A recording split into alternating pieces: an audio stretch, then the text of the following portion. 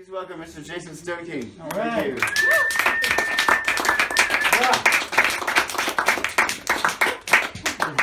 you. Hi, everybody. Hello. If you bear with me, I'm going to do something a bit unusual, a bit different from what I've done ever. I'm not going to read from one of my books. I'm going to have this new project in process. Unveiling it? Yeah. Thank you, David, by the way, for having me in this kind of place where I feel safe to do the weird and the wacky. Really good. Is this the Torah? It's not, no. But it has to be protected because it's a fragile object. So I've just begun this project where I'm writing one-off books by hand to people. Like I'll take like a 200-page journal and write in it for a month and address it to one particular person and send it to them, and it'll be the only copy that ever exists. Like because I'm kind of interested in the object becoming unique and precious again, rather than just making mass-produced books and everybody reads the same book and all that shit. This is the first one, and I've never copied anything out of it, or typed it, or read from it, or shared it with anybody except the person to whom it was addressed. And so this is sort of handwritten, never before read stuff, which, you know, so this will probably be the only time I read from this particular object. So I hope you guys enjoy it. I should warn you, if anybody's uncomfortable with it, that there is some graphic and explicit sexual content in this particular volume of the project, which is because a year ago yesterday, in fact, I was fortunate enough to become the lover of a woman who is a great fan of erotic literature and erotic writing, and who enticed me for the first time in my life to begin to try to express erotic sentiments on paper. And I was in the States for several weeks a few months ago and wrote her this entire document, which is sort of a letter about me being in the States and being miserable watching my parents die to the, backdrop of like television commercials at maximum volume while thinking, fuck, it could be in Paris, with this sexy woman who makes me want to write erotic literature. And so I was kind of grappling with all that, and I wrote a couple hundred pages about grappling with all that. I will not read you the entire 200 pages, but I made some selections with colored paper. And I'll read you some passages. I'll do it all in one go, and we'll see. Did you visit the Henry Miller Library? Interestingly, I just read an article that the bridge to that in Big Sur collapsed. I didn't know. And it's temporarily closed. Oh, wow, I was there. But no, I was on the East Coast.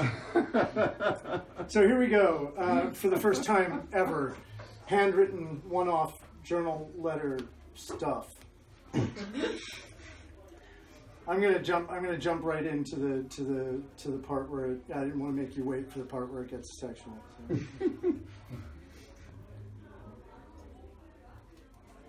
The uncomfortable link between sex and death. Sex as the answer to death, which it is in every way. Sex as a weapon against death and a distraction from it. Somehow thinking about Alzheimer's and cancer screenings and back surgeries has made me want to go lock myself in a room and yank on my dick. Until it stands up and proves to me that new life still pulses through my body, just waiting to be coaxed into eruption by that elusive touch of poetry, of inspiration, of, dare I say, grace, the erotic. Yes, the project of the year, your specialty. The place where artfulness is put directly onto the path of the biggest questions. What makes us want to live in the face of everything, in full obvious view of the ferocious black sky? What makes us want to latch onto each other's naked bodies and set fire to the frantic dancing of each other's cells? Is it merely that procreation buys more time for the species, paying rent on the void as we tumble through it? No, it's absolutely not that simple, because we don't fuck everyone. We don't even want to fuck everyone. We want to fuck some people more than others, and that's because something, Eros, lights the torch, rings the bell, lets us know when it's appropriate to hurl ourselves into the fiery molecular dance against the demons of demise. Of course, some of us may gravitate to more dance partners than others, but not all our dance partners are equally adept at infusing the ritual with all its gravitas, at convincing us even fleetingly that we are dancing to the glorious defeat of death.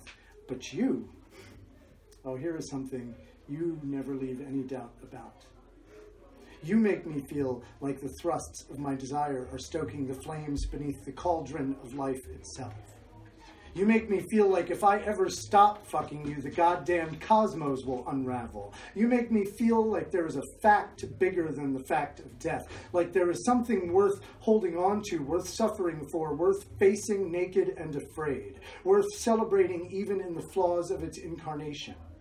You make me feel like our lovemaking is the very same generative act that drives and justifies everything under the sun and beyond the sun, not a version of it, or a mimicry, or a knockoff, or a performance, but the real thing, the big show, the payoff, the reason for all reasons. I get from you what I've looked for in countless crappy lovers. This is why I think of you as sacred. But maybe this is also somehow at the heart of my jealousy when it arises, that I can't imagine you doing it any other way. I can't imagine you going through the motions, just mechanically satisfying your body or someone else's, playing around distractedly with idle curiosities about toys and props and the bodies of various men as they administer the pleasure of release to your cunt and your cunt alone. No. I imagine that every time you take off your clothes, it is to explore the divine. I imagine it is your heart, and not so much your cunt, that drives your quest for exploration and release. And maybe that's why I sometimes feel threatened, because I can't picture you showing up halfway. I can only picture you giving your heart and soul to every encounter. I can only imagine you being the person that you are to me. And I don't want to imagine that sacred honor bestowed on some opportunistic guy who has little but a passing curiosity to offer in return. I'm just going to jump ahead. You don't have to mark the pauses. My parents are getting ready to go to breakfast at the diner. Later, when they return, we're going to start picking up the Christmas decorations and carrying them all back up to the attic. There aren't near as many as in previous years, but there's still at least one large box for each room in the house. My mom's always been a big decorator. Holiday-specific and seasonal dishes, tablecloths, coffee cups, hand towels, candles, tissue boxes, throw pillows, and on. If you can think of it, she's probably thought of it. But as my parents get older, they bring fewer and fewer boxes down from the attic. And some of these things are probably being packed up and carried upstairs for the last time. There's a light, unambitious rain drizzling from a thick gray sky outside. It's not very cold or very warm. The past year is behind us, and its celebrations are over, but the coming year has yet to take shape. PLU is already promoting my reading for the end of January, but I haven't even thought about what I might read. You are spending your day wrestling with government paperwork, trying to get your citizenship application on track. My dad spent the morning watching year-end wrap-ups of the professional football season, which teams were out of the playoffs, which players retired, which coaches lost their jobs for failing to deliver results. Maybe it made me wonder what kind of season I've had as a writer. Breaking for lunch now, and so far cleaning up the decorations has been more difficult than I'd anticipated. It's not the work itself, which is just wrapping some paper around some knickknacks and carrying a few boxes up the stairs. What's difficult is finding myself at the time in my life when my dad's organizational ideas are no longer superior to my own. But I still have to listen to them patiently. What's difficult is my mom getting confused about whether we are setting up Christmas or taking it down. She sometimes wants to talk about an ornament for 20 minutes and sometimes doesn't know what any of the stuff is or where it came from. She tries to help but can't, then gets sad about feeling in the way, then points and pouts and begs us to take a break even when we've only been doing something for a few minutes. At one point, she looked at the boxes of ornaments on the floor and wondered aloud if she would ever see them again. Eventually, we managed to include her and make her feel a little bit better and to get everything up into the attic, but the work was more emotional than physical. The things that you and I have confronted and tried to work through together are real and vital, true and beautiful, scary, difficult, alive. And that feels so crucial to me right now as I try to look at other things in my life that might be dead or dying or just sliding out of view. I'm thinking about the fragility of my family and imagining a time when I have nowhere and no one to go back to but can only go forward. I'm trying to consider who I will be when I'm only myself and no longer a part of my original context, no longer a son, no longer an audience for the previous generation's wisdom and values, but only a selective vector for that which I choose to preserve and disseminate. I'm looking around at my childhood home, looking into my parents' eyes and realizing that one day I will no longer have access to the entire library, but only to my partial curation of it. I'm thinking about what it means to have served for so long unintentionally as a filter, a funnel, a narrowing lens through which the light will soon be extinguished at the source. Right now I'm feeling window of peace about all of this, which I attribute at least partially to your ability to touch my heart and make me feel present in my life. You awaken my senses, and then the rest of existence enters into me and my blood rushes and my eyes widen and the richness of everything makes the hours feel ample, and then I begin to relax somewhere inside and drink up the joy in the air around me. Put simply, there are nights when I fall asleep happy and have you to thank for it. I'm going to do that now and we'll try to write more in the morning.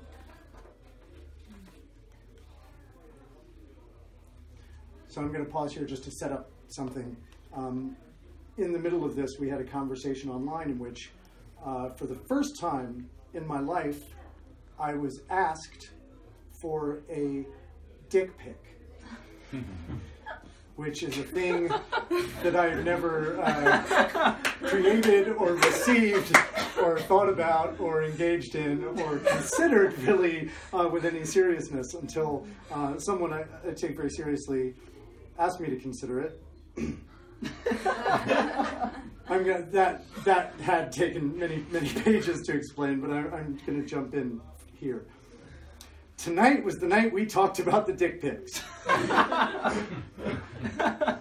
And I've been thinking about how to take one that might be decent.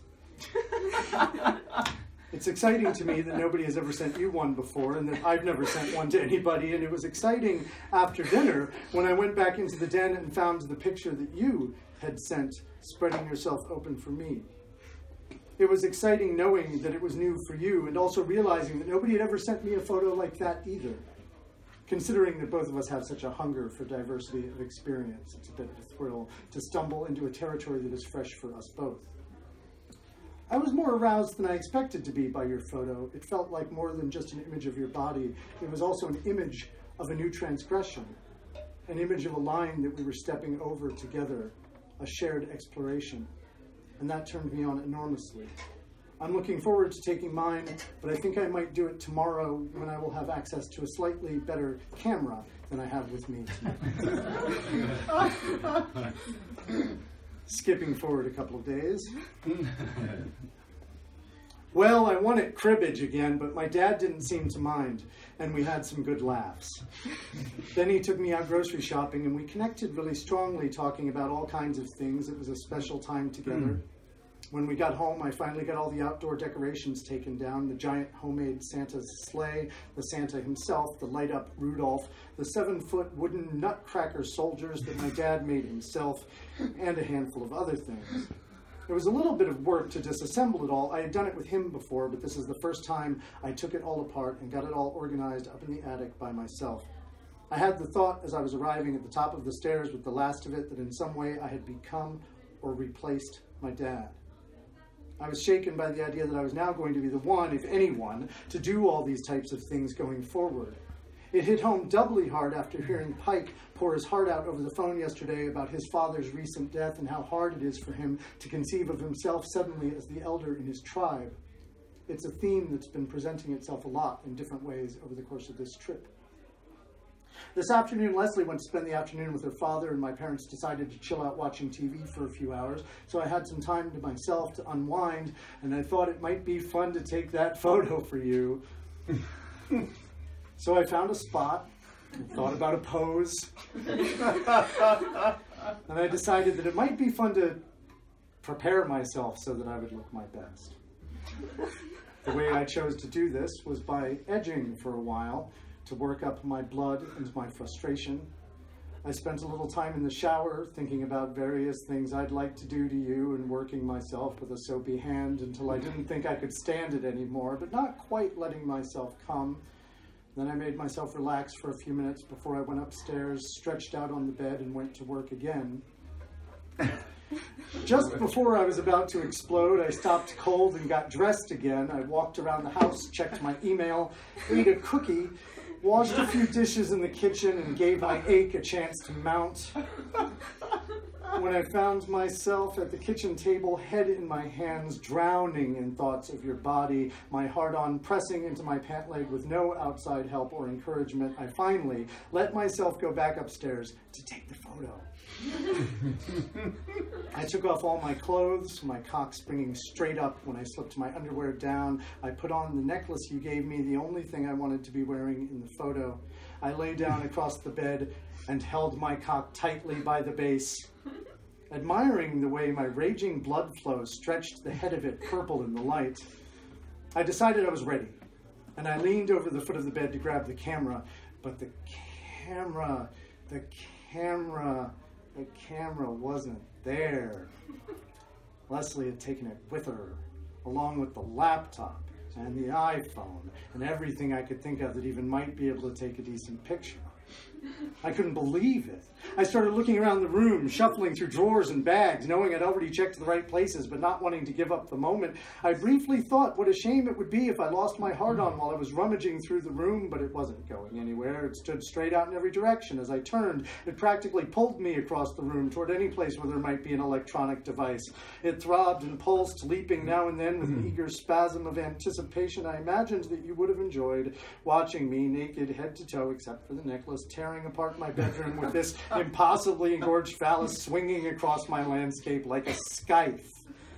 But there wasn't a camera of any kind anywhere to be found. And after looking desperately for a good 15 minutes, I sat back down on the edge of the bed and planned to wait for Leslie to get home. But my cock bolted upward so pleadingly that I thought it might punch me on the chin if I tried to ignore it. It trembled with coursing blood and flexed with impatience, and I couldn't argue it down any longer. I couldn't explain to it that its moment in the spotlight had been delayed. Before I really thought about it, I was back in the bathroom again, behind the locked door, with my hand thrashing unconsciously along the shaft, my eyes closed, and you appeared. This morning I woke up just before 5 a.m. My phone was making that noise it makes when it needs to be charged, and I had to go to the bathroom, and I probably wasn't going to sleep much more anyway, so I just came downstairs. The coffee wasn't quite done, but it had already been brewing for a while. I can understand why my dad gets up so early. This is a beautiful time of day. Before the sun, before the other people and their needs, before the local news begins, before the weather is even today's. To be rested, clear-headed, and entering the day at this hour is a luxury. For most of my life, I've only seen 5 a.m. by backing into it, staying up all night and arriving at this time drunk or coming down from something, exhausted, confused, diminishing in my capacity to appreciate the vibe of the moment. But there's something to be said for coming at it this way instead, carrying the fragile, amorphous, lucid freedom of the dream state into a dark and silent landscape where I can carefully spread it out before me like a newspaper covering my internal events and peruse it with my first cup of coffee. I began by writing the first couple of paragraphs at the kitchen table in exactly the seat where I used to stay up all night drinking and writing poems when I was a teenager. I remember how my father used to wake up this early even then and seem frustrated to come downstairs and find me still up, clearly intoxicated. It must have wrecked for him what I now understand to be a short but magical time of quiet solace. But I also remember when my parents had their first disagreement about me leaving home, that my dad said to my mom how he thought I'd probably be fine because of how hard I worked on my writing. He said something like, "Jesus, Marjorie, the kid sits here writing until 5 a.m. every night. They're not teaching him that at school." It was the first time I ever really felt like he respected me. And I never forgot it. And here I am at that table, in that chair, at 5 a.m., writing on his schedule, some 30 years later, getting ready to pour my first cup of coffee and join him in the family room, where I imagine he is watching the news by now. I took a break from writing for a while, ran some errands with my dad, played cards with him, did some tasks around the house, caught you briefly online, and you were on your way to a housewarming party. Leslie went to her dad's house for the afternoon, and my parents settled in front of the TV. After I got off the computer, I did a load of laundry, then started organizing some things in my room, and that's when I noticed that Leslie had left the camera for me on the nightstand. I figured I had plenty of time that nobody would bother me up there, so I got my clothes off and climbed onto the bed. I closed my eyes and let my hand slowly coax me into action while I thought about the photo you'd sent me. It didn't take long to get raging hard, and soon I was playing with the camera. I have to say, I was a little bit surprised and embarrassed at how bad my first few attempts looked. I'd conceived of some posed shots, but when I tried them, they didn't work for various reasons. The first 6 or 7 came out looking like badly lit amateur porn from the 80s. It was a bit like the stuff I laugh at when I see it in online personal ads. And every time I saw one of them, I briefly felt self-conscious and lost my enthusiasm for a few minutes. Luckily, though, I was enjoying myself between takes.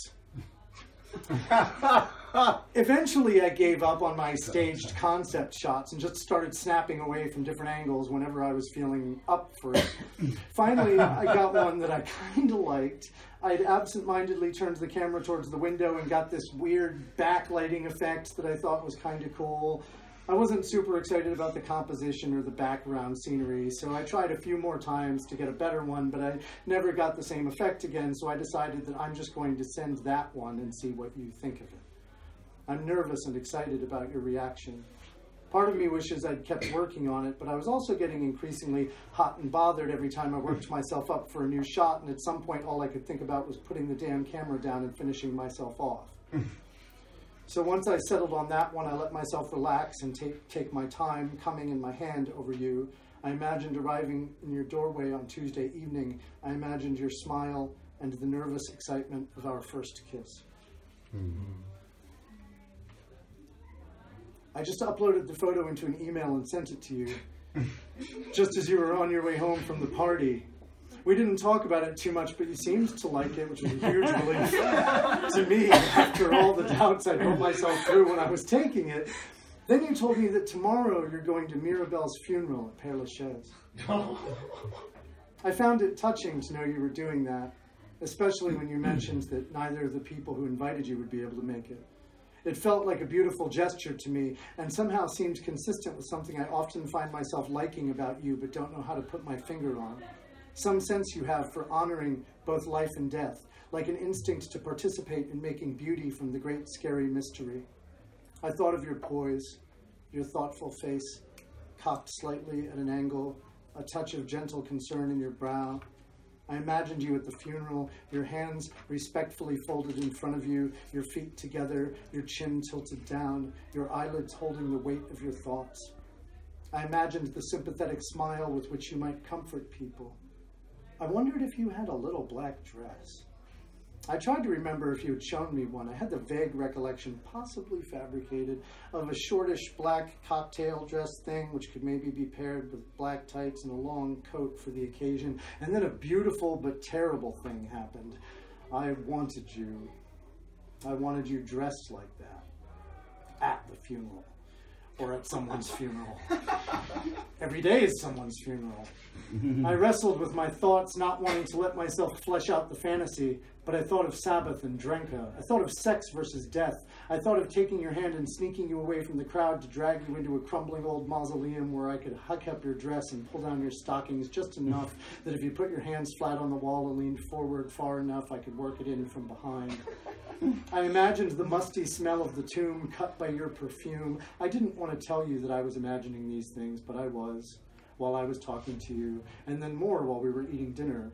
My dad made a huge London broil, and we all filled ourselves with bleeding red beef, garlic, mashed potatoes, snow peas, carrots, cauliflower, horseradish, and blue cheese. Later, I wanted to try to express that there was something really lovely in what you'd been doing that day. I wanted you to know that I'd been touched by it and that I'd been thinking of you. I didn't bother to express that my vision of the event had veered into the sexual, not because I thought you couldn't understand, but because I was afraid it might come off light or insensitive at first glance, and I didn't feel like writing a long enough message to give it context and then putting you in the position of having to process all that before the funeral. But for me, somehow the two things go together. That I was moved by the sweetness of you wanting to go, and that I wanted to be there with you in a crumbling soot-black monument to death, freeing your living ass from a tight black dress and planting my seed in you. Perhaps we can go back there sometime together. For now, though, my eyes are feeling heavy. We've begun to pile up too many things that must be done in the couple of days before we fly home, and our rest is suddenly becoming quite valuable. Tomorrow, I'm going to spend a gift certificate at the little used bookstore I love. I'm thinking I might browse through some erotic fiction and see if any of it lights me up. I confess you've got me thinking more about that genre, and who knows, I might even be on my way to taking a crack at it myself one of these days. The more research I can do, the better. I'll be sure to let you know what I dig up.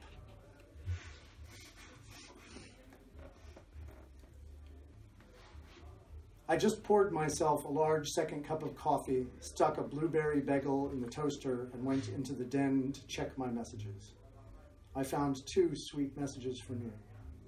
The first saying that the funeral had been a moving experience, and the second saying that you'd looked at my dick pic again and thought it was beautiful. Both of those sentiments brought a smile to my face, as did the confluence of them together. Right now, you're taking a nap and I'm finishing my breakfast.